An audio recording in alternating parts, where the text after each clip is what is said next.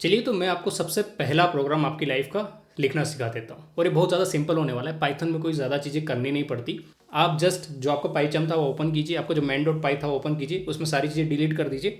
बस आपको लिखना है प्रिंट, फिर पैरेंथेसिस, फिर लिखना है स्मार्ट ट्रेडर्स हब। मतलब इतना ही लिख दिया तो आपका काम हो गया। फिर आपको यहाँ पर ये जो बटन दिख रहा है इसको क्लिक करना है और ये देखो प्रिंट हो गया स्मार्ट ट्रेडर्स हब। मतलब आपने अपनी लाइफ का पहला प्रोग्राम लिख लिया। कितना सिंपल है ना प्रोग्रामिंग। आप तो यूँ डर रहे थे। ऐसे सिंपल में आप डेटा फेच करना भी सीख जाएंगे, वो भी मैं आपको सिखा देता हूँ।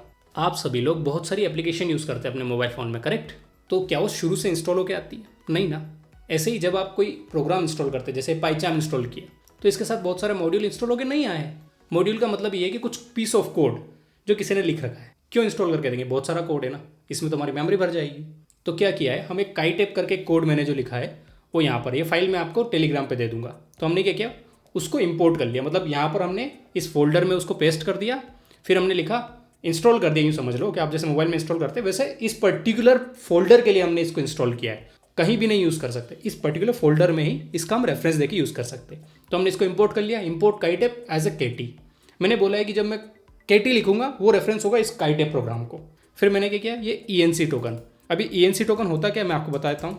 सबसे पहले आपको अपने जीरोधा अकाउंट में लॉगिन करना है। उसके बाद आपको ये जो कुकीज़ वाला आपने डाउनलोड किया ना, इसके ऊपर आप क्लिक करिएगा। जैसे आप क्लिक करेंगे आपको ड्रॉप डाउन में कुछ खुलेगा जिसमें आपको ईएनसी टोकन भी दिख जाएगा।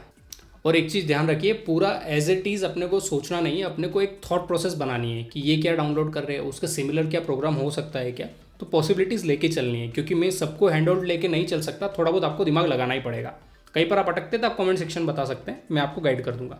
अब इसमें जो ईएनसी टोकन है इसको क्लिक करना है और ये खाली 24 आवर्स के लिए वैलिड होता है। जैसे आपने लॉगिन किया, कभी कभी तो 12 घंटे के लिए वैलिड होता है, तो ये एक्सपायर हो जाएगा। मतलब आपको हर बार नया डालना पड़ेगा।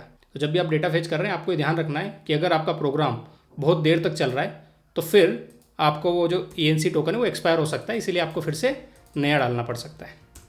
तो kite ENC token is equal to क्या है, हमने डबल कोट लगा दिया और उसको पेस्ट कर दिया। डबल कोट में जो भी चीज़ लिखेंगे उसको एज ए स्ट्रिंग लिया जाएगा। अगर मैं आपको कहूँ कि 1+2 कितना होता है तो आप बोलेंगे 3। मैं बोलूँगा 1+a कितना होता है तो आप बोलेंगे क्या बात कर रहे हो, एक नंबर एक लेटर है। अब प्रोग्राम को वो सब चीज़ें समझ में नहीं आती, तो प्रोग्राम को हमको समझाना पड़ता है कि भाई टेक्स्ट कौन सा है, नंबर कौन सा है। तो जब आप डबल स्ट्रिंग में लिखेंगे वो इसको एज ए टेक्स्ट लेके चलेगा।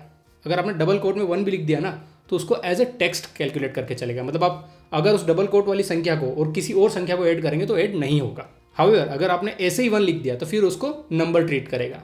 तो हम लोग पहले इसको बता रहे हैं कि ये एज अ टेक्स्ट लेना है इसको।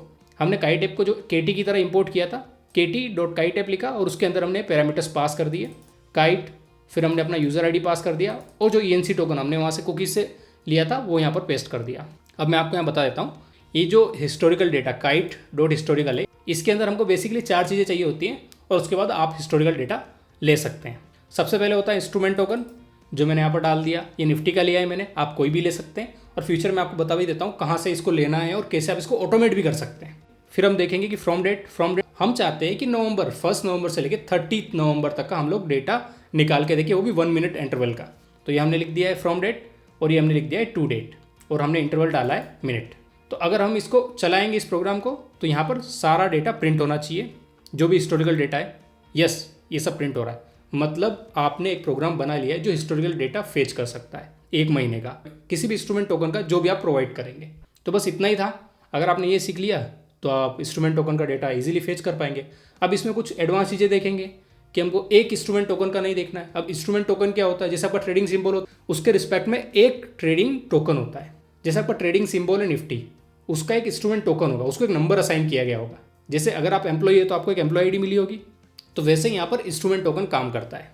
तो अब हमको ये देखना है मल्टीपल इंस्ट्रूमेंट टोकन का अपन लोग कैसे ऑटोमेट कर सकते हैं, वो भी हम देखेंगे। फिर हम देखेंगे मल्टीपल इंटरवल का हम कैसे कर सकते हैं, 1 मिनट, 2 मिनट, 3 मिनट, जो भी अपना इसमें अवेलेबल रहता है काइट एपीआई में। फिर हम ये देखेंगे कि हमने पिछली बार देखा था कि लिमिटेशन है कि 1 मिनट का अगर आपको लेना है तो 60 दिन से ज़्यादा नहीं ले सकते। तो फिर अपन 60 दिन के बीच में कैसे ले सकते हैं। और उसके बाद हम कुछ एडवांस चीज़ें भी सीखेंगे कि इसको कैसे स्टोर करेंगे हम लोग और उसको कैसे हम लोग यूज़ करेंगे। अभी तो हमने खाली प्रिंट करके देखा है, हम चाहे तो इसको CSV में भी ले सकते हैं, हम चाहे तो इसको SQL में भी ले सकते हैं। वो सब चीज़ें हम लोग आगे सीखेंगे, उसकी वरी करने का बिल्कुल ज़रूरत नहीं है। आप सीख गए कि आपको कैसे हिस्टोरिकल डेटा फेच करना है, वो भी 1 रुपया दिए बिना किसी को।